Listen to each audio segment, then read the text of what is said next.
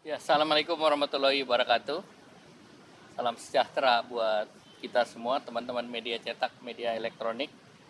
Tadi kami menyampaikan perkembangan perekonomian dan rencana terkait dengan kawasan ekonomi khusus. Dan tadi Bapak Presiden menyatakan bahwa terkait kawasan ekonomi khusus di Batang, beliau akan ke lapangan pada hari Kamis nanti, dan rencananya dalam Kamis nanti itu ada juga kerjasama Twin City Twin Parks.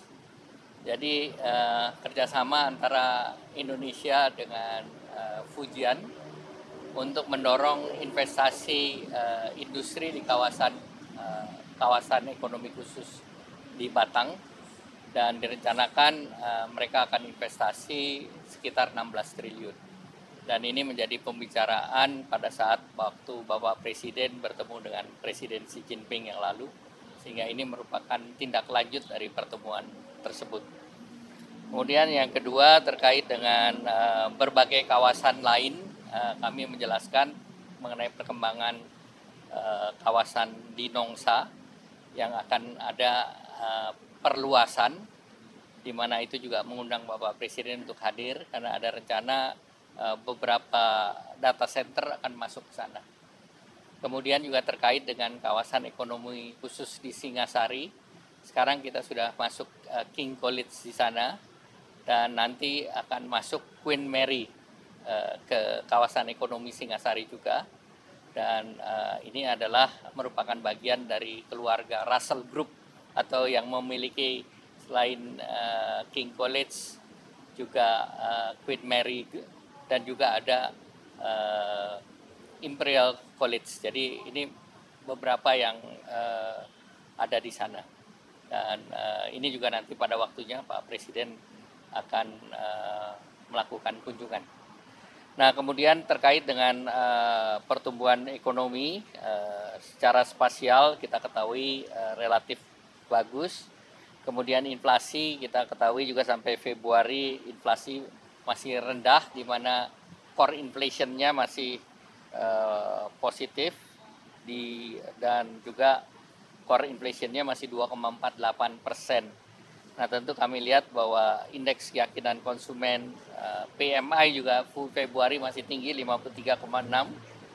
Kemudian juga relatif pertumbuhan kredit di Januari masih 10,3, dan pihak ketiga 5%. Di akhir Februari cadangan devisa relatif masih tinggi.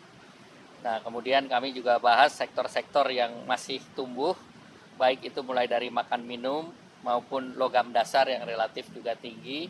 Sektor tekstil pakaian jadi juga masih positif. Kemudian juga terkait dengan mesin perlengkapan. Dan juga kami laporkan terkait dengan neraca ekspor yang tumbuh positif, dan di bulan Februari tertinggi 14 miliar kita punya ekspor, dan secara neraca perdagangan surplus sampai Februari 6,61. Jadi dari berbagai kondisi tersebut kami laporkan bahwa perekonomian Indonesia secara fundamental masih baik. Kita bisa melihat GDP growth kita dibandingkan Malaysia, Chile itu relatif masih tinggi. Inflation kita salah satu yang terendah termasuk di ASEAN. Kemudian current account balance juga masih, atau budget deficit juga masih kita jaga di 3%. Kemudian juga terkait dengan FDI dibandingkan prosentasi GDP kita juga relatif baik di sekitar 1,5%. Jadi dari keseluruhan ekonomi kita berada dalam fundamental posisi yang kuat. Nah, terus kemudian kami laporkan juga perkembangan proses-proses kita dalam perjanjian internasional dengan OECD. Kita sudah mengirim sebagian inisial memorandum, masih berproses, dan nanti akan ada meeting di bulan Juni.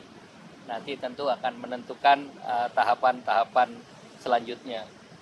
Kemudian terkait dengan kredit usaha rakyat, tadi kami laporkan ke Bapak Presiden bahwa terkait dengan kredit usaha rakyat, Bapak Presiden mengarahkan agar komitinya didorong untuk meningkatkan pembiayaan usaha produktif.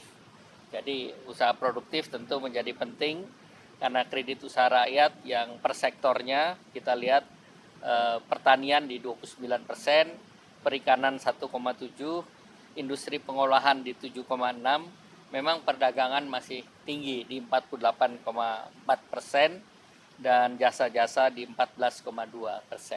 Nah, Bapak Presiden minta agar sektor produktifnya ditingkatkan dan tentunya nanti akan ada revisi mengenai Kepres, mengenai KUR, di mana komitenya akan membunyikan itu. Jadi komite kebijakan pembiayaan usaha yang produktif, dan dengan adanya perubahan dari struktur kabinet memasukkan menteri koordinator bidang pangan maupun menteri koordinator pemberdayaan masyarakat di dalam komite.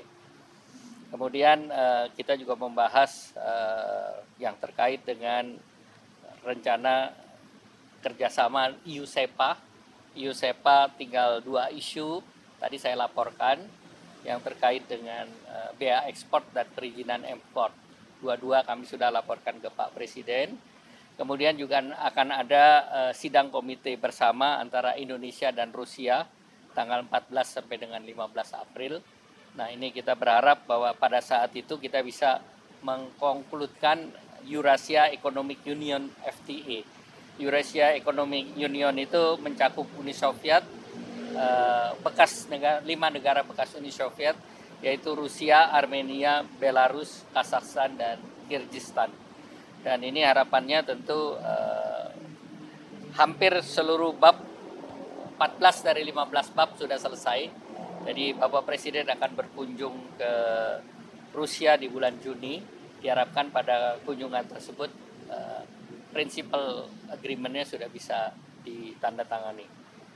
Kemudian kami juga sampaikan terkait dengan CPTPP, yaitu Trans-Pacific Partnership. Ini 12 negara, yaitu Australia, Brunei, Kanada, Chili, Jepang, Malaysia, Meksiko, Peru, Selandia Baru, Singapura, Vietnam, dan Inggris. Inggris baru masuk di bulan Desember. Dengan kita memproses di aksesi CPTPP, diharapkan kita membuka pasar Meksiko, Kanada, Peru, dan United Kingdom. Nah, ini tentu akan membuka peluang pasar ekspor, di mana tentu terjadi penurunan tarif langsung pada saat kita masuk dalam CPP, dan standar CPP ini tidak menerapkan standar trade-related aspect of intellectual property right. Jadi ini yang salah satu yang cukup baik dengan perjanjian CPTPP. Demikian yang tadi kami laporkan Pak Presiden. Ya.